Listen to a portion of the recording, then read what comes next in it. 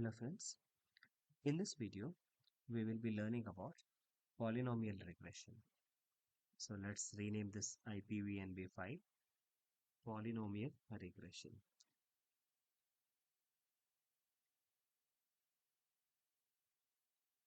So in the previous videos we have seen univariate regression, multivariate regression, and in this video we will see about polynomial regression. The steps remain same. We will be importing. The step number 1 would be importing the libraries. So as we did for the other programs, we will be importing pandas, numpy, matplotlib, sklearn linear model, and we'll be importing linear regression, and sklearn metrics. We will be importing MAE, mean absolute error, mean squared error, and R square. So all these things remain same even for polynomial regression. One extra additional thing that I'm going to add is I'll be adding sklearn dot pre-processing import polynomial features. This is one extra instruction I'm adding in this program. I'll run this. So in the next step, which is similar to that of your previous program, I'll be uploading my CSV file. In order to do that, I will do df, that is once my collab file is ready, so I'll be importing that file. So that means I'll upload my file. So I have renamed my file as study underscore poly. It's very similar to that of the dataset that we have taken in the previous examples. I'll be loading now the dataset. Third step would be loading dataset.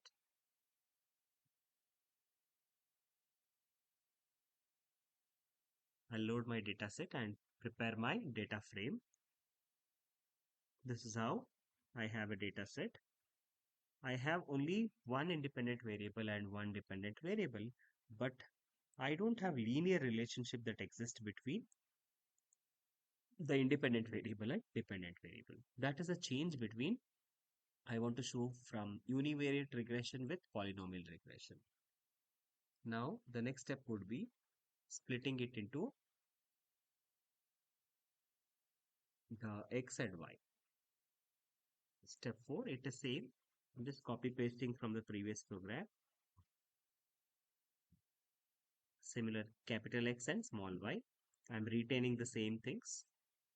And then step 5 would be applying the linear polynomial regression.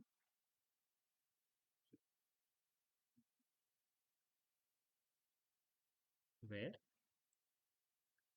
this is the differentiator, right?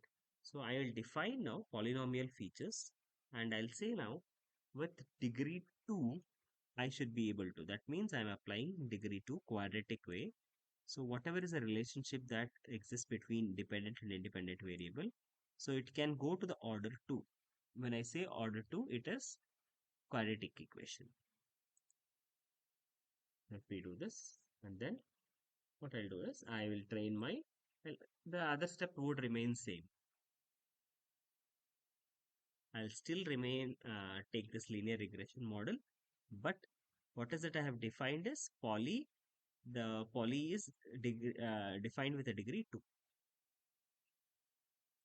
Once this is done, I will be evaluating, I will be building my model, prediction model.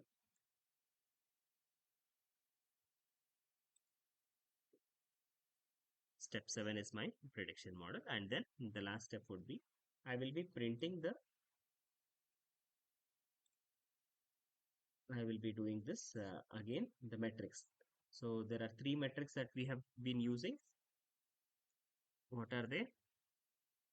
Yes, it is MAE, MSC, and R square.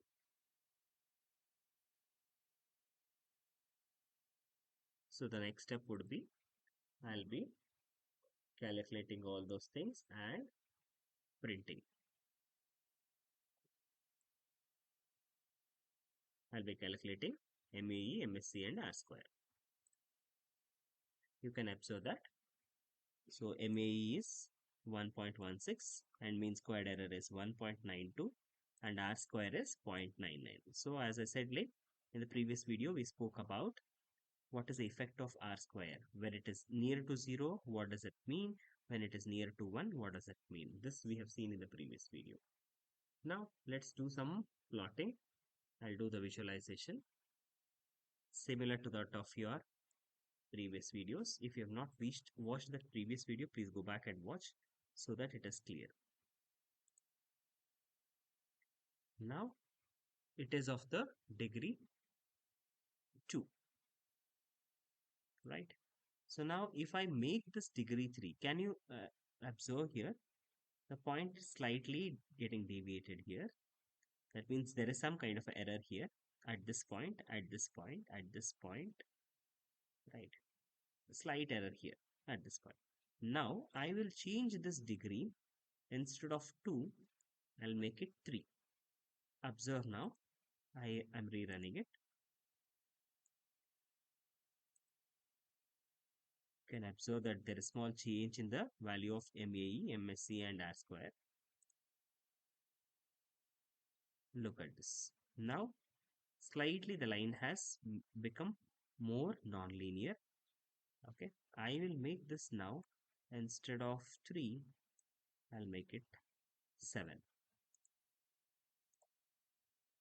I'll rerun it.